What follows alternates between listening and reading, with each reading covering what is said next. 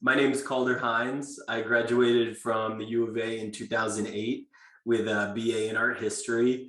And I currently work in sports and entertainment, where I'm the vice president of public relations and communications at Wasserman, which is one of the biggest sports and talent agencies in the world. Some of the athletes, musicians, and brands we represent include U of A alum Luke Walton, Megan Rapinoe, Alex Morgan, Giancarlo Stanton, Katie Ledecky, Klay Thompson, Russell Westbrook, Diana Taurasi, goes on and on and on. Those are our athletes. And then on the music side, we represent Billie Eilish, Ed Sheeran, Drake, Casey Musgraves, and a host of others. We're a very global agency. We've got offices all over the world, over 30 offices in I think over 20 countries, just about 20 countries now. So we're one of the big players in our space. And then my previous experience before coming to Wasserman was doing PR on the team side. And the agency side, we're working with individuals and individual brands. When I was working on the team side, it's kind of the opposite side of the coin. I was with the Los Angeles Lakers, the Brooklyn Nets, the New Orleans Hornets, who are now the New Orleans Pelicans franchise. And I started my career with the Miami Dolphins. So my undergraduate degree, it doesn't really relate to at all, because that was in art history. But as an undergraduate student, I didn't exactly know what I wanted to do. But I did go on to get a master's degree in sport administration from St. Thomas University. But I guess my message there in that, I got a 4-year degree in art history that doesn't necessarily relate to anything I'm doing now. It's okay, I think, to take time. If you don't know exactly what you want to do in undergrad, that's fine. If you don't, know exactly your career path, some people know that. Some people know that from middle school. They know it in high school. Very few people actually are on the career path when they start college that they end up getting into later in life. I guess part and parcel with that is it's also never too late. If you start doing something or you start doing a program, or you start working and it's not something you don't like, that's okay. And again, no two people are alike. So try the best you can, maybe not to compare yourself to others. That was really sometimes difficult for me, taking another year and a half for grad school and then doing a couple full-time internships before I landed my first full-time role. It was frustrating at times to some of my friends and people I graduated with having careers, and I felt like kind of spreading their wings a little bit more, but it's okay. Every profession is different. Every industry is different. You'll get there at your own pace. It was first sports that I was really interested in, as are many people. And I wanted to try and really give it a try to pursue a non-traditional career path. So I was just thinking about something like the reason I studied art history in undergrad. It was something that was interesting to me.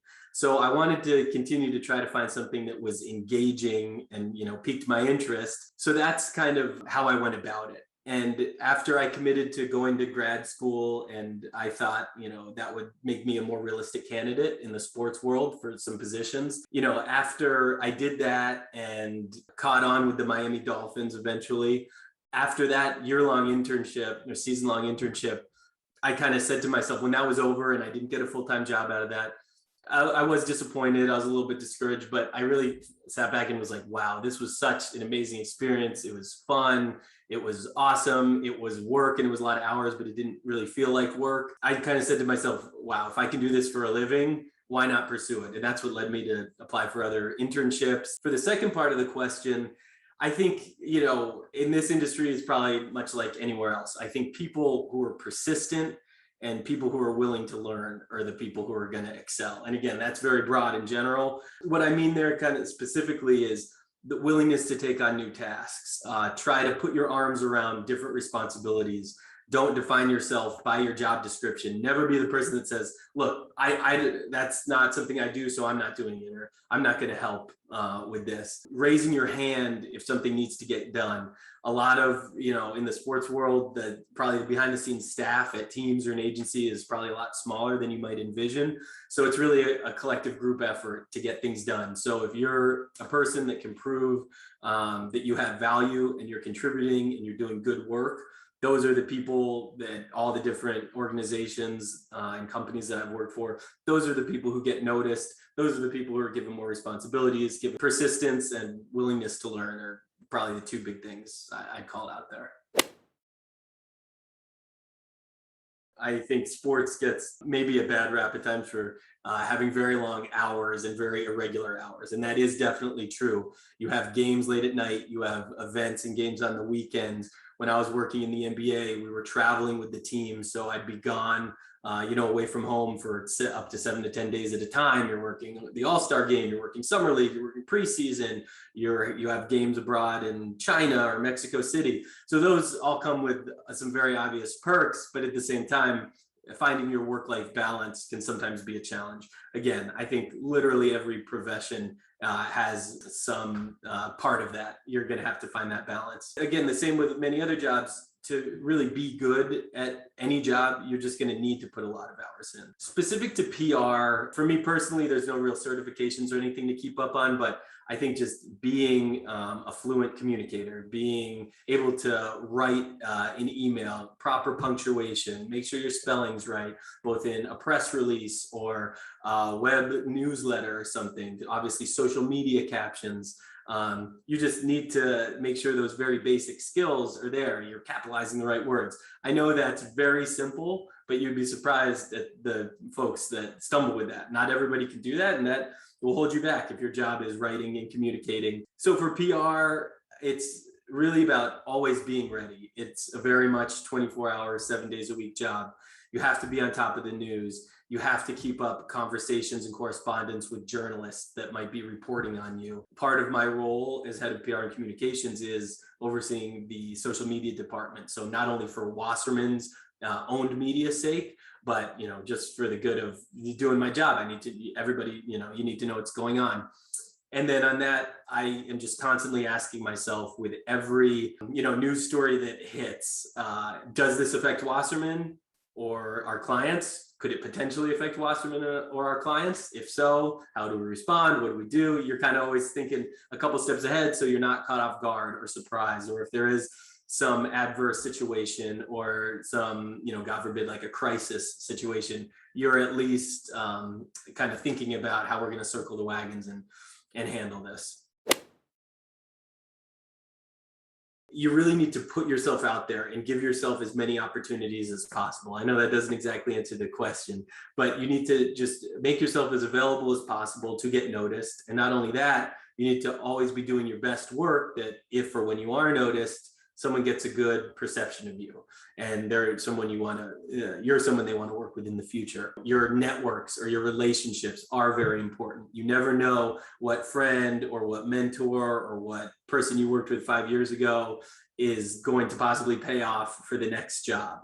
So keeping up that network, it's not only meeting people once and hoping they think about you, it might be checking in or forming those relationships, seeing how you can make that relationship a two-way street. So you're not always asking someone for a reference or a referral, which is fine. But maybe you can offer value the other way. When I was in grad school, I just tried to volunteer and intern at as many things as possible. I worked game days with the Miami Heat and the Miami Dolphins. I worked for the NCAA tournament when it was there, and the beach volleyball. And I share those things not to kind of brag, but a lot of those were unpaid. A lot of those were just volunteer. But from each experience, I took a little something away. And that's kind of what you have to do. I didn't want to necessarily work in professional volleyball, but I also wasn't against it. But I also saw it as an opportunity to, hey, learn something new. Let's keep statistics. Let's see what volleyball is all about. That was very fun. I lost my thread a little bit on what worked for me. Specifically, I was interning or volunteering, I guess, at the World Baseball Classic, which Miami was hosting, one of the regions, back when I was in grad school. And I was just handing out box scores in the press box and transcribing post-game quotes. And the head of PR and media relations for the Miami Dolphins, I guess, noticed me and said, hey, we have this internship. If you're interested, apply. I applied and I ended up getting it. And that's kind of what led me to the Dolphins and all the other jobs that I mentioned. So, and I also don't want you to think that it's one-dimensional, like it's just about volunteering. It's networking, volunteering, like I said, it's staying in touch not only with people who are already professionals, but your peers, all the peers in your class or your cohort, your group, the club you belong to. Those are folks that are probably going to be in the industry too and have their own set of relationships. And you guys, that's a mutually beneficial relationship that hopefully, ideally, you help each other out down the road. So like I said, even though my major and my coursework didn't directly apply, you don't have to let that define you. So for me, when I made the decision, you know what, I'm going to try to pursue sports as a career. I didn't really know what that meant in my head. I didn't know all the jobs and career paths that entailed, but that's kind of when I made the decision. So I had friends who were involved in some groups, and I kind of was asking around campus, hey, how can I get involved? So I joined the Sports Marketing Association, where I met a lot of other undergrads who were interested in the same things as me. They gave you opportunities to kind of get connected with Arizona athletics. They also brought in a couple guest speakers. It was really cool to hear from other people in the industry. And for me, that was really eye-opening. And then the second part was after I was part of SMA, I applied for an internship with Arizona Athletics, and I ended up getting an internship my senior year, working with the website group and like the digital marketing group, which was awesome. And it wasn't my expertise, but that's the role that they offered. And I said, of course, Arizona Athletics, this is like one of the biggest sports opportunities you could have in Tucson. So I was happy to do that. I really saw a little bit of the inner workings of the athletic department, learned even more about what different jobs there were. For those of you in undergrad, basically what I do now is very similar to what an SID does. So the sports information directors at Arizona, we kind of worked in tandem with them on a lot of events. So I got to witness firsthand what they were doing. And that was really interesting to me. And then again, at the end of the day, both of those experiences just opened my eyes to the different opportunities that might be available to me, that if I hadn't done that, I would have had no idea. I started undergrad as a journalism major because I really like sports, and I thought you were either like an agent, you were either a player yourself, or you were the media that covered the games.